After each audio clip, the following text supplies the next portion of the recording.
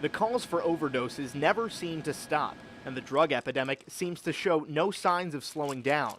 People on the front lines of helping addicts say there are more victims than just those taking the drugs, and those close to the situation say drug addicts are unable to care for their children, possibly put in jail, in rehab, or still using.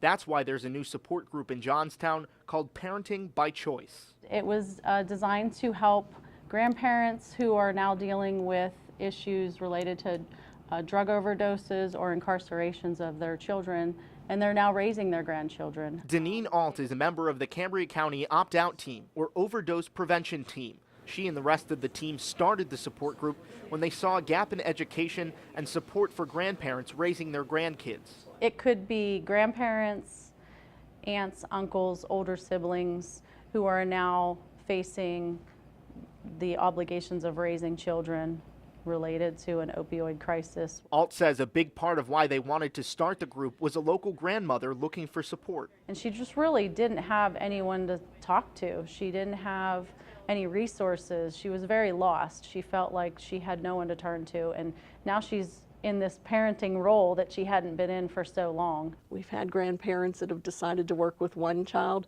and then another child comes along. Connie Bridges knows that predicament well. She's a program supervisor with Professional Family Care Services in Johnstown.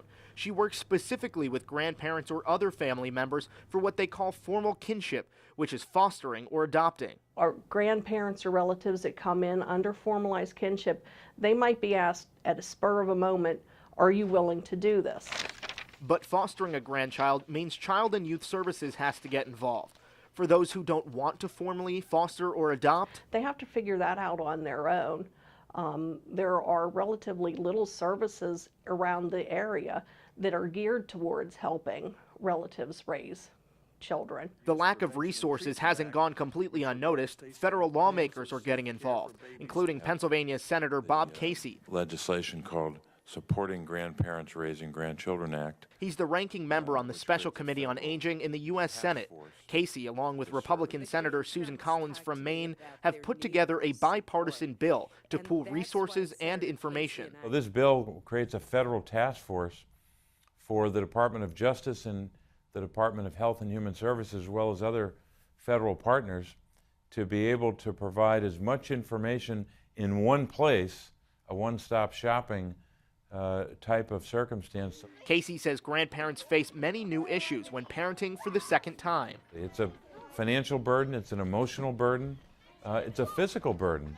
Raising children, as many people know, can be exhausting at any age. Just imagine what it's like when you're in your retirement years. Bridges says it's not just a burden on the grandparents. The children may have to relocate houses, schools, and not see their parents. So it's real important to take into account that these kids are grieving, not necessarily the death, but they're grieving a loss of an awful lot of stuff. So it is important for them to get into counseling. Bridges says kids need support, and so do their grandparents through support groups. They gain knowledge by talking with everybody, but it's also making the connections between the different grandparents or relatives that, in addition to the support group, they can reach out to each other and share their experiences and where they're coming from. Alt says just because a grandparent is related to their grandkids doesn't make the task of raising them easy. It's very difficult for someone that does not have custody of a child to acquire birth certificates and Social Security cards and things that are required to go and get the resources that they need to take care of them. Casey says the drug epidemic isn't going away anytime soon, and neither is the problem of family members stepping in to help. This is a maximum challenge, the likes of which we hope we never see again, but unfortunately, we're going to be dealing with this problem at least, I believe, for another quarter century, and maybe longer. While the experts try to find solutions to the bigger picture, locally, the message is there is hope and resources for those in need of a little support.